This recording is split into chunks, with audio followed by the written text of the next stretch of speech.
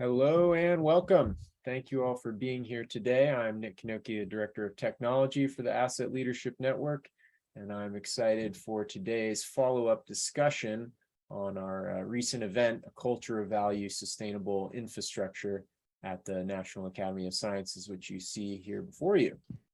Before we get underway, I just want to thank our patron members, Definitive Logic, Onuma Systems, ABS Quality Evaluations, and Jacobs. And of course, our other organizational members. Their support, continued support, is essential for events that we put on, like the event we're talking about today, this ALN Thursday at 3 program, our newsletters, and other things we do. So thank you again. And we just want to make another plug for the Andrew James Advisory Group ALN A55K course that's starting October 24th, I believe.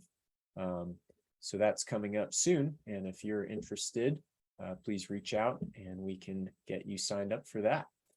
And with that, I'll say this is a slightly different session today than usual ALN Thursday at 3. We're hoping to have more of a discussion with a number of people rather than one kind of interview with one guest. So please, if you're interested, send any comments, questions, or feedback to the chat.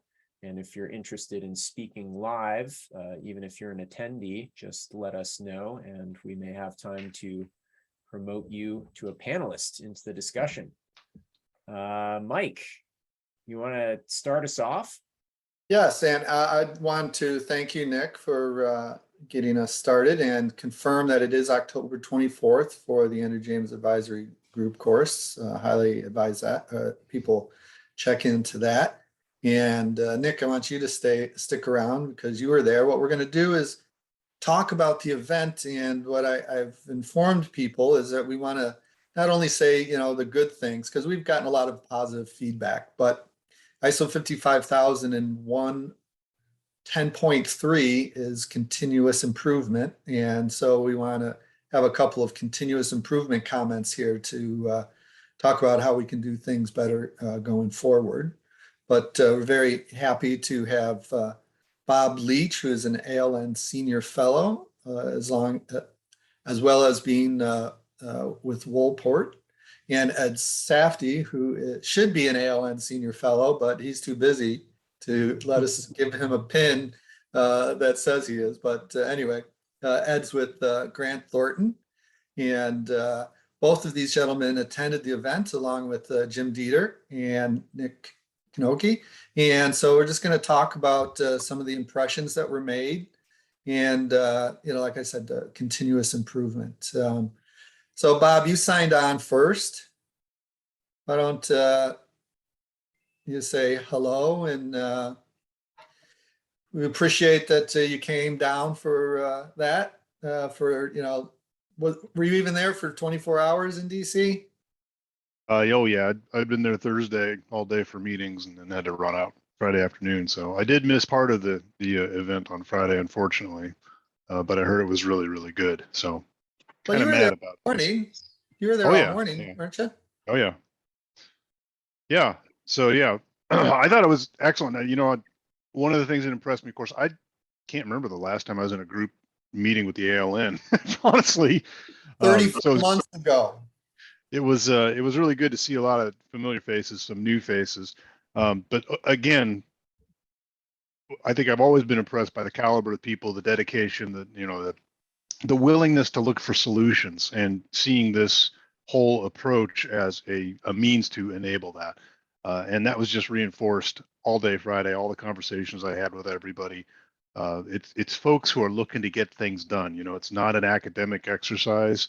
There is definitely some heavy thinking that goes on, but it's really more about application and shaping the intellectual property, if you will, the concepts as to how best to serve the application, rather than some esoteric thing that really it doesn't provide much value in the practical real world that we all live in. And of course, the whole notion of asset management seems to be still confused between, managing assets or strategic asset management is a distinction I keep trying to make. I saw it just today with another group of people, and I'm like, okay. But that's just something that I think will come with time, that kind of clarity. And what I really liked about the presentations was you had a mix of that.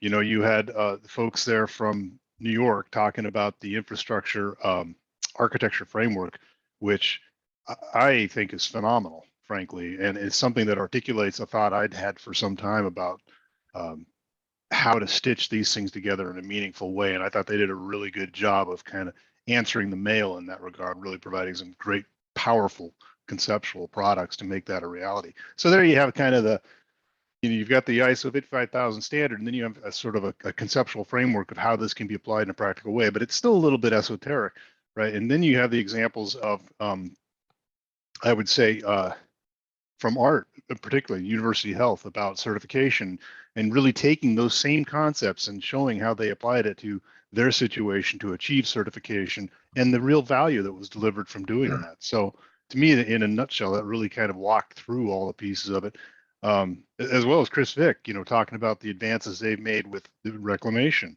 And they're tackling a tremendous challenge there. But it's all very practical stuff. It's what have you got? How do you track it? What kind of shape is it in? I mean, it's He basically makes it inventorying too your easy. things. He makes It's it seem not, so easy because and he knows it's not easy. he's got this really clear, precise presentation, Yeah, and we got to ask him next time. Can you sweat a little bit when you're doing the presentation? Can you make it look hard? Because he's a smart guy. He's got a really good team. So yeah, that probably helps to make it easy. And it's not that these things are so difficult. It's really just common sense, right? But codifying common sense and applying it in a successful, useful way, that's the part that's not so easy. And I continually circle back to the growing realization that assets really aren't the problem, and information really isn't the problem, and data really isn't the problem. More and more, I think it's just people. It's like we just can't get out of our own way. Even like-minded people speak different languages, so it's pretty amusing, I think, in some ways. We just got to deal with that reality. So All right, I don't know so how much you. that is for sure the first video clip from this presentation. I'm That gonna get. that is an awesome 30 seconds. Thank you. Yeah, So I don't know how before- much you guys want me to go on, but I was really impressed being there. Before we go on to Ed, I want to point out that Bob was with the Army Corps of Engineers Civil Works and started that organization on a path to asset management back in the past 55 days.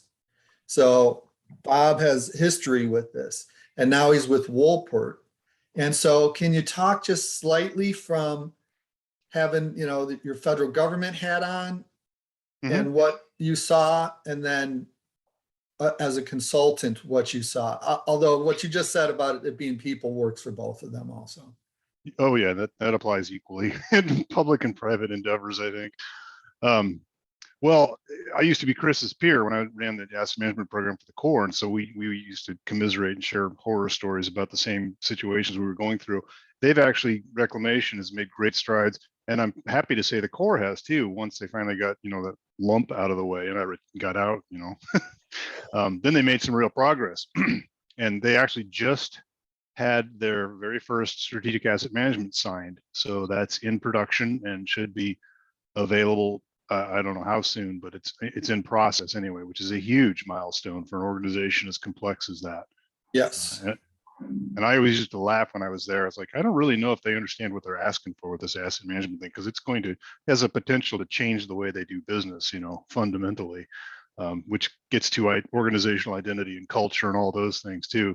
So that's another kind of amusing aspect. But the SAMP is definitely very, very ambitious. So that's, I think, really good. And there's a lot of federal organizations, I think, more and more coming to the table, really seeing the value in ISO 55000 in terms of organization and application to what they do.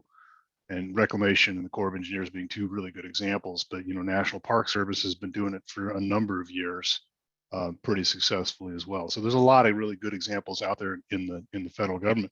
And of course, the challenge with the federal government is very, very short time horizons. Everything's tied to budget cycles and administrations, and political goals, I would say, or objectives, which are not often the same as, say, national goals. I mean, sometimes they are, sometimes they're not. Creation of jobs can happen in a lot of different ways. And we're seeing that now with this infrastructure funding. It's a great thing to see happen, finally after all these years, but it's a huge amount of money. So how effectively is it going to get spent in terms of delivering true value? And that's an ongoing conversation I know we've had amongst this group. And that's where asset management can help, I believe, if you have, That's what if you Chris have Vick good proved. structures. That's Mhm. what Chris Vick's presentation proved. Absolutely. Is a structured approach to asset management can be transparent and show directly measurable results. Yep. And it did. He's got the proof. Yes, yes. Yeah. And so coming out of the federal government, working out with Wolpert now for almost, I guess, it's going on 4 years. It's really the same thing I did at the core, setting up asset management and walking people through to whatever degree they're comfortable. And that's one of the things I really like about ISO 55000 is it's completely scalable. I mean, I used to tell people, because I was big in focus on maintenance management in particular, which is in my mind a subset of asset management. You don't need fancy computer systems and you don't need high powered consultants. You just need clarity. I mean, you could do most of this stuff on a cocktail napkin, if you really just think it through. Not that you actually could, it's a little more detailed than that, but Big cocktail. it doesn't have to. People tend to make it more complicated than it needs to be, and they look for big solutions to big problems when really sometimes the simplest solutions are the ones you need, and maybe you just need a series of simple solutions to solve a big problem. So it's that kind of a conversation that I think asset management really, the thinking behind asset management really helps with. It's like the old adage of, what's the problem you're trying to solve, and having clarity with that and really line that up. But then I like the fact that ISO 55000 specifically brings in life cycle and value and things like that are a little more intangible concepts that don't always get addressed. And like I said, in the public world, it's a little, you've got short time horizons. People aren't thinking 20, 30, 40, 50 years out. They're generally not thinking much about sustainment at all. Some parts of the federal government are, but some aren't, frankly. They acknowledge it, but there's not a whole lot of effort put into really solving that sort of an issue. On the private side, I think there is more of that, but it's still something that gets overlooked. And I think, again, that's a little bit of a human thing. I think we have trouble thinking out 40, 50 years and really imagining what that might look like. And things like total cost of ownership, it's a straightforward concept, but it really escapes most people, it seems, in practice, not because they're not capable of thinking about it. It's just because it's not a habit. It's not something that we tend to think about. Maybe there isn't a culture for that yet. Yeah, that's a good word for it. Sure. So I've seen that a lot on the private side. Some of the most successful asset management organizations I've seen so far to date, and this is just my experience, are actually smaller organizations. And I think that has something to do with the ability to communicate more clearly across, a fewer number of people rather than a huge number of people. There's less barriers. And there's actually a lot of, the one I'm thinking of in particular, there was a lot of internal alignment amongst people who realized they needed to change. They agreed this was a good path to follow. They maybe weren't 100% in support of it, but they weren't opposed to it because they understood that they were marching towards a better day, essentially. And they understood also they would get a chance to influence that. If they didn't like the direction they were going or they didn't like some of the details, they had an opportunity to help reshape things. And so very collaborative atmosphere. That's something, you look back at something like the Corps of Engineers and think, we had that at the core, but it was like little tribes of that here. You'd have it here, and then you'd have it over here, and then you'd have it over here. But cohesively, it didn't seem to really take root. And I think in some ways, it's almost too simplistic. You talk about assets, you talk about life cycle, you talk about sustainment. That's not big and sexy and neat. And, they don't launch missiles and rockets and cut ribbons for things like that. It's pretty mundane, really.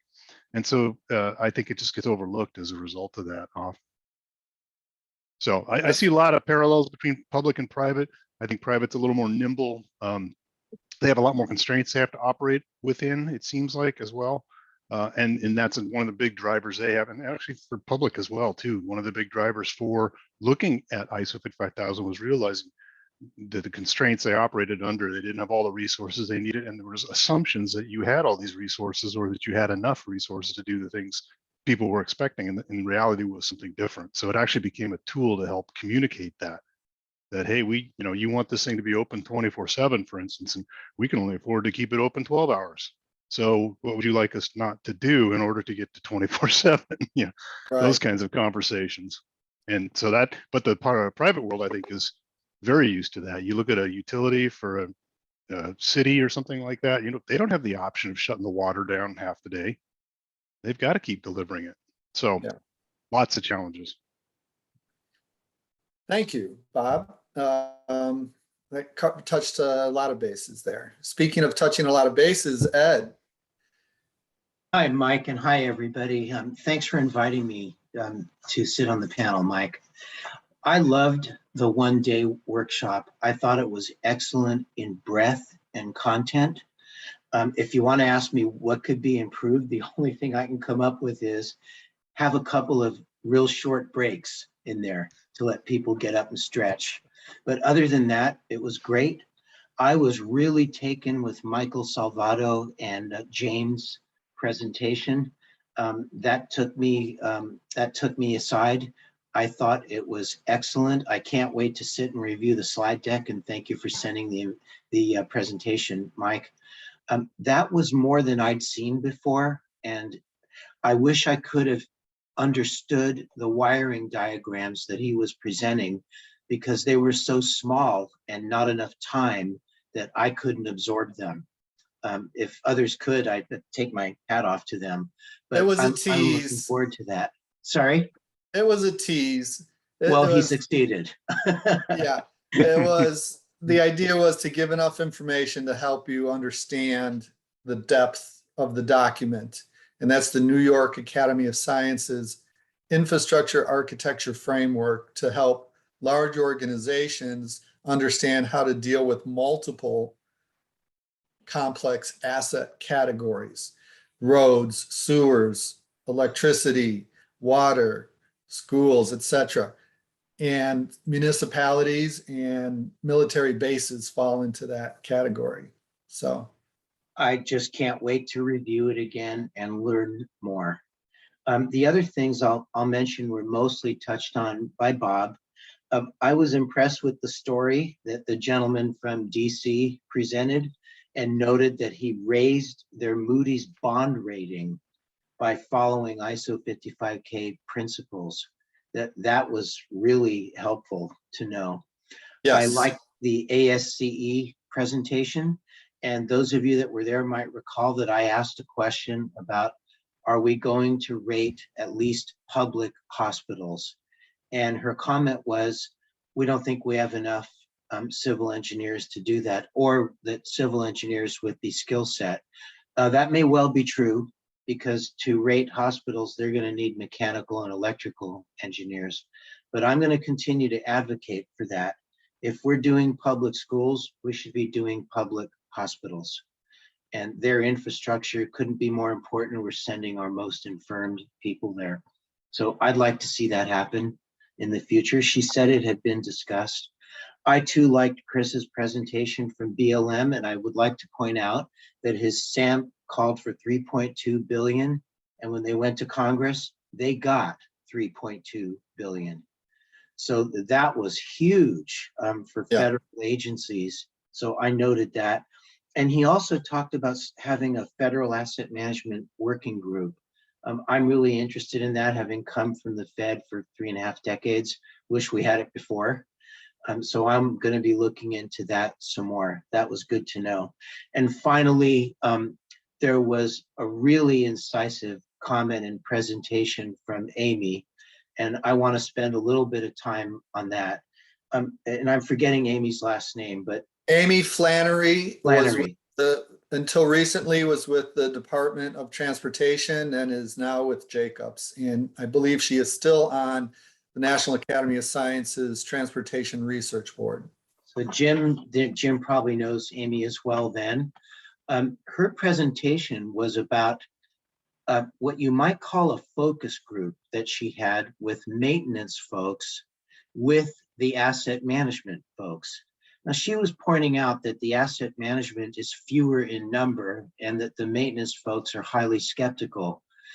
If I could just say this to everybody here who works in asset management, since I came from the other side, facilities management and plant management, let me just tell you what it's like working on the front line.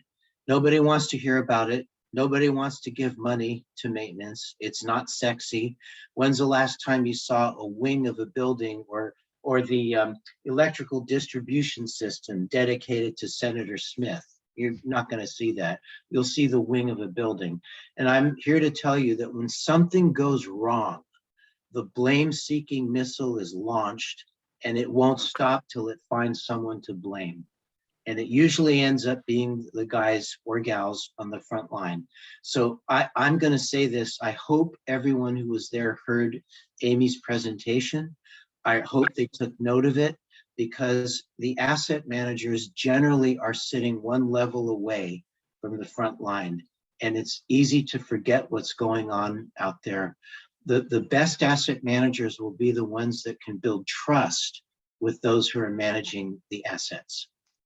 Okay, So I had to bring up Amy's vignette because it was really poignant. two things about what Ed said. One, Amy spoke about a recent interaction with the state DOT where they had 12 of the maintenance engineers in the room with other leaders, and they had the road that they were addressing on a map in the front of the room. They put a clear, a see-through piece of paper over it and asked the maintenance engineers to circle the problem areas and got their input on what the issues were. And then they took that map away, or they put another map over it that showed what the data indicated was the problem. And it validated what the maintenance engineers said. And Amy indicated they looked proud that they were in alignment with what the big wigs and the data geeks were saying. And she purposefully had done that as an exercise in trust building. So that's why Ed is talking about the value of adding the trust. And Mike, I'll just take one more minute to share a vignette of my own that's right on point for what Amy was talking about. One of my medical centers had a decrepit electrical distribution system internally. I won't get into the technical details of why it was so bad, but we had unplanned power outages occurred about 10 times within a year. This is a really serious problem, especially since the emergency distribution system also had problems. The director called a meeting for all the clinician department heads and administrative heads and put me up there, and they were all pummeling me. What is the problem with our electrical distribution system? And I answered, the problem, sir, is the electrical distribution system.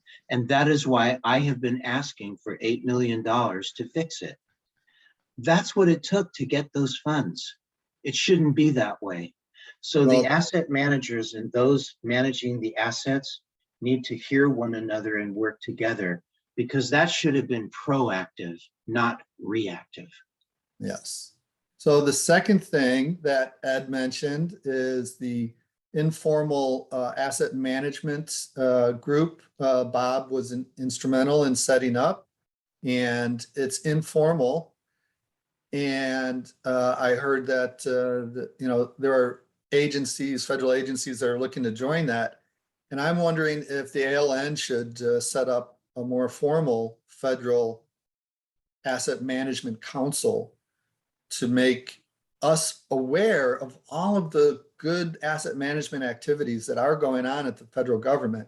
But there isn't like a CFO, there is a CFO council for the federal government, there's a CIO council, and I don't think the federal government is going to, issue or do what's necessary to set up an asset management council, but we can certainly help get the ball rolling until they do. So, thank you, Mike. The statement. I guess I'll take the blame for that. I mean, as I mentioned, Chris and I had worked together for years, and Chris's predecessors and I had worked together, and basically, we would commiserate together, and that is what the genesis of that working group was. And then we started bringing in, the people we worked with, and initially it was just the Corps of Engineers Civil Works and the Bureau of Reclamation, because they share a lot of very similar assets and responsibilities. There's a little bit of overlap. I mean, for folks who don't know, Grand Coulee and Chief Joe are two of the biggest hydroelectric power plants in the country, and they're about 20 minutes apart on the Upper Columbia River. So, and they steal personnel back and forth all day long out there Yeah. too. It's kind of funny. But it was a way to share best practices, lessons learned, and we deliberately wanted to keep it informal because it was more effective that way. So it flew under the radar. We never asked for permission, for instance. We just kind of started talking and sharing information and meeting occasionally.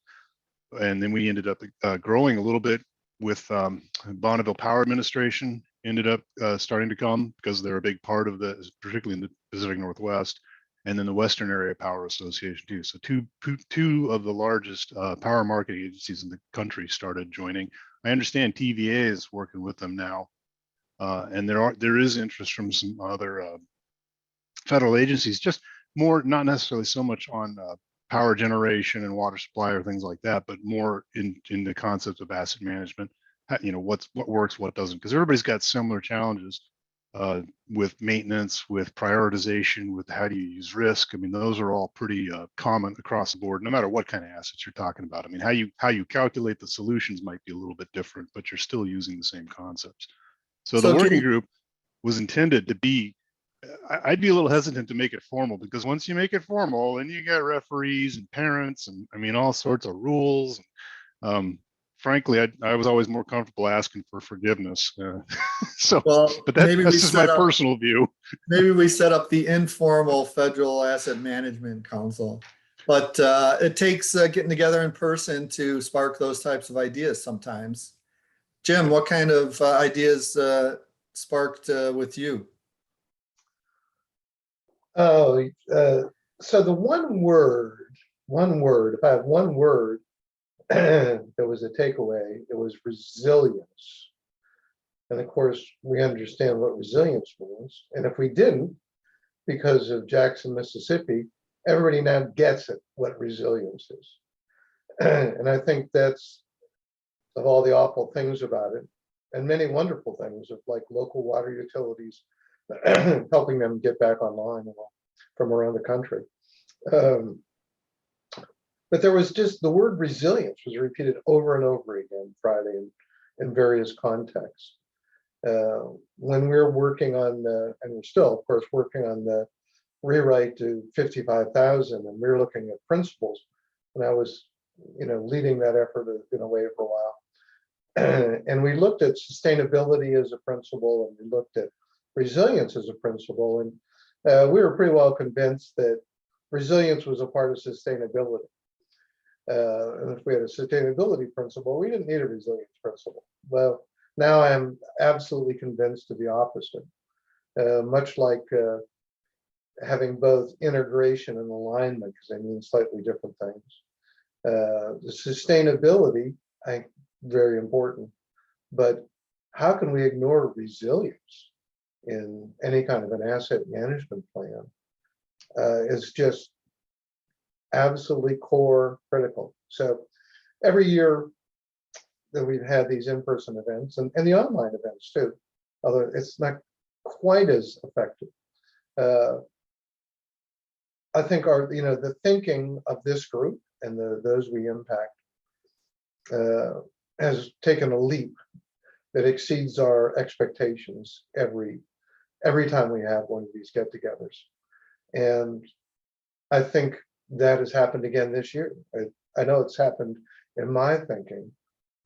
And I think doing things like focusing on resilience and these principles and some of the other topics that Bob and Ed were talking about, get us to that big picture approach. Calling it a back of the napkin approach is great too, but it's, if you had your elevator pitch opportunity with the CEO of your organization, what would you say? Can you say it in a few words? And until you can say something in a few words, it's not really clear that you really know what you're talking about. At least that's my experience. You can know a lot, but you really get it, and know what's possible.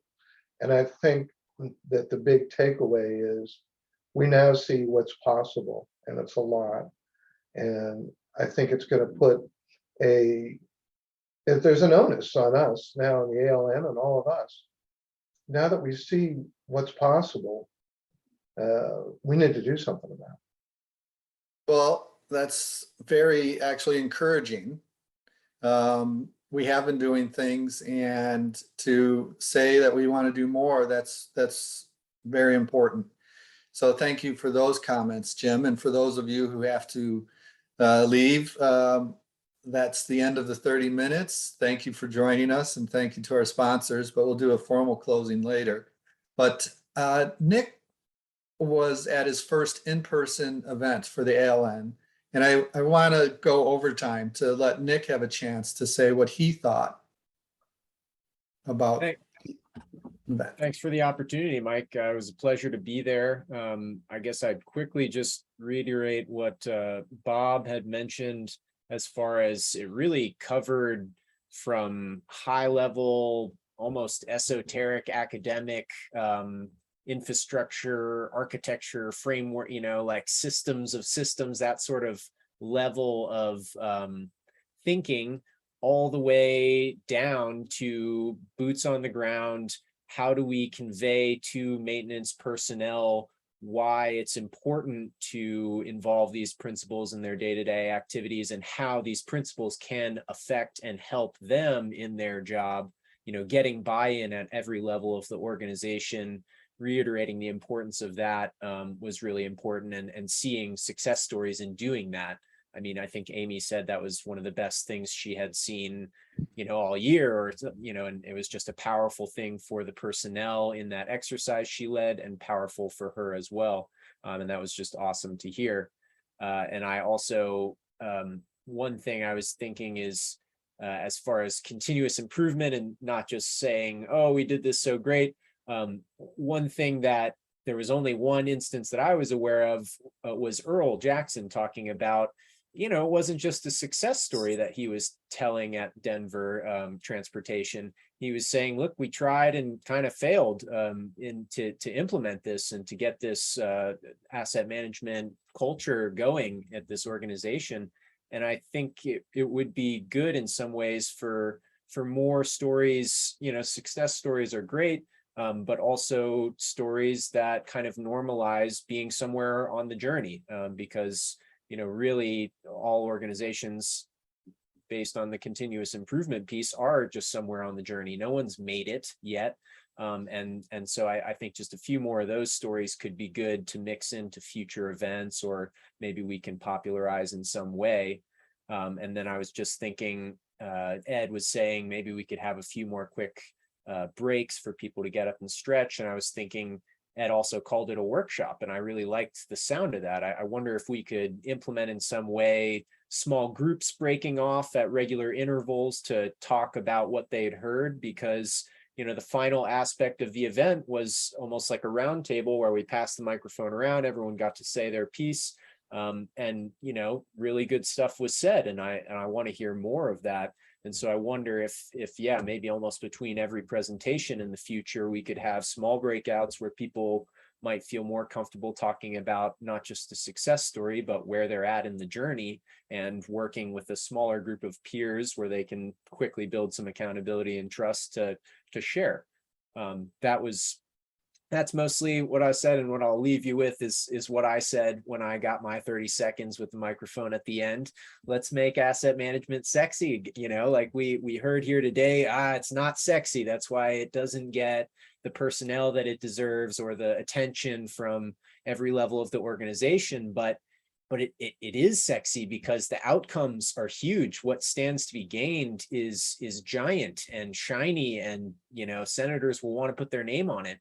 And so if we can tell that story, showing the already existing success stories and more, then I think we can get a lot more people bought into this from the leadership and all levels of an organization.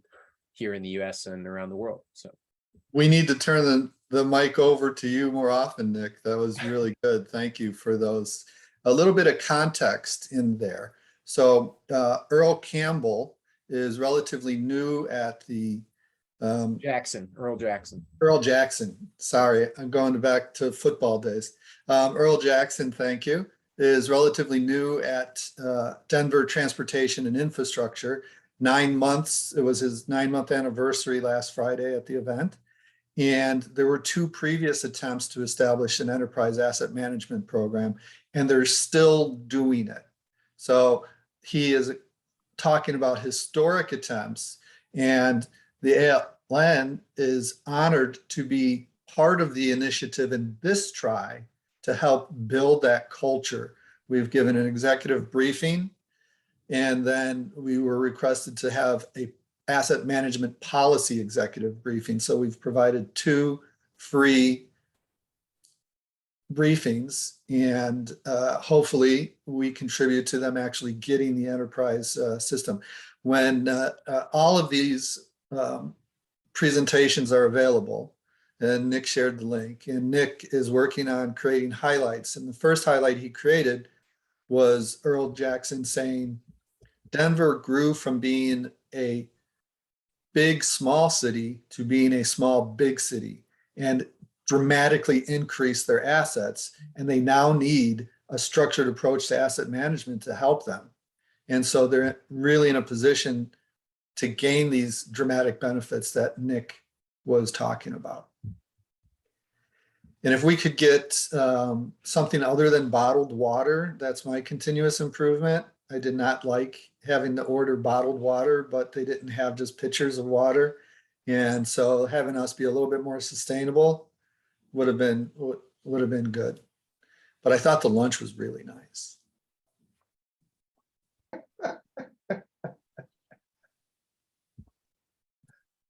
So anybody else want to add anything that they might have thought about while others were speaking? All right, then we've gone over time. Thank you all for joining us. And Bob, thank you for spending some more time with us today. And Ed also, you're both very busy, and for you to spend a day yesterday and some time this afternoon is quite a compliment. Thank you both. Pleasure. Welcome. Sure. Thank you, Nick. Thanks, Jim. Nick, why don't you do an official ending? Okay, yeah, just put up the patron members and other organizational members to say a big thank you again for helping us put on that event at the National Academies. It was a great success, and we attribute a lot of that to the support that these organizations provide the ALN. And we also want to especially highlight the Andrew James Advisory Group for their upcoming course, a 55K professional certification course. That starts in October, so please let us know if you're interested.